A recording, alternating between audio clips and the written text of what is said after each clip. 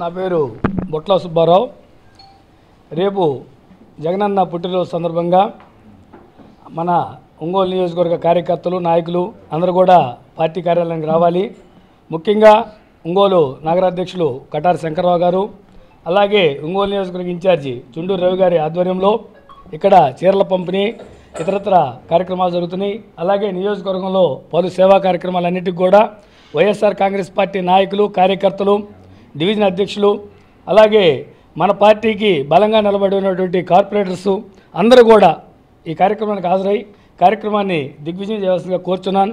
అలాగే ఈరోజు మన పార్టీ అధిష్టానం వైఎస్ జగన్మోహన్ రెడ్డి గారు, అలాగే మన పార్లమెంటు పరిశీలకులు చెవిరెడ్డి భాస్కర్ రెడ్డి గారు, మన పెద్దలు వైవి సుబ్బారెడ్డి గారు, అలాగే ఈ జిల్లా అధ్యక్షులు పార్టీ క్లిష్ట పరిస్థితుల్లో ఉంటే అండగా నిలబడినటువంటి జిల్లా అధ్యక్షులు బూచేపల్లి శివప్రసాద్ రెడ్డి గారు, ఇన్ఛార్జి చుండూరు రవిబాబు గారు, అలాగే మన ఒంగోలు నగరాధ్యక్షులు కటారి శంకర్రావు గారు, వీరందరి ఆధ్వర్యంలో నాకు బీసీసీఎల్ జిల్లా అధ్యక్షుడిగా పదవి ఇవ్వటం నాకు చాలా ఆనందదాయకంగా ఉంది.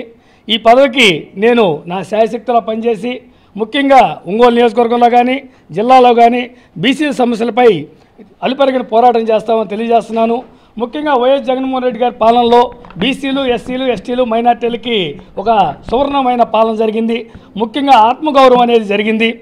ప్రతిదీ డైరెక్ట్ బెనిఫిట్ ద్వారా, డీబీటీ పద్ధతి ద్వారా అందరికి కూడా వాళ్ళ అకౌంట్లోకి డబ్బులు పడి అందరూ కూడా ఆర్థికంగా కూడా బలోపేతమైన సందర్భం ఉంది.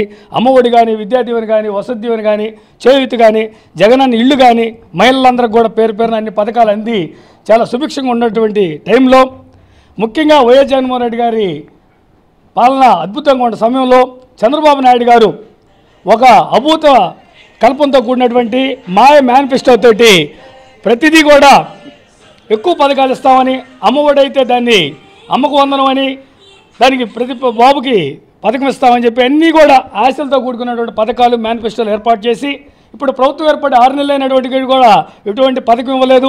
ఉచిత బస్సు అన్నారు, గ్యాస్ సిలిండర్లు అది కూడా పాత దీపం 11 రోజులకు ఒకరికారకు ఇచ్చారు, అవి కూడా ఎవరికి అందలేదు. అన్నీ సూపర్ 6 అన్నాడు, సూపర్ మోసాలు చేసి పాలన చేస్తూ ఉన్నాడు. వీటన్నిటిని కూడా డైవర్ట్ పాలిటిక్స్ చేస్తున్నాడు. వీటన్నిటిని కూడా మేమంతా కూడా సమర్థంగా మా నాయకులు, కార్యకర్తల ఆధ్వర్యంలో ఎదుర్కొంటామని తెలియజేస్తూ సెలవు తీసుకుంటున్నాను.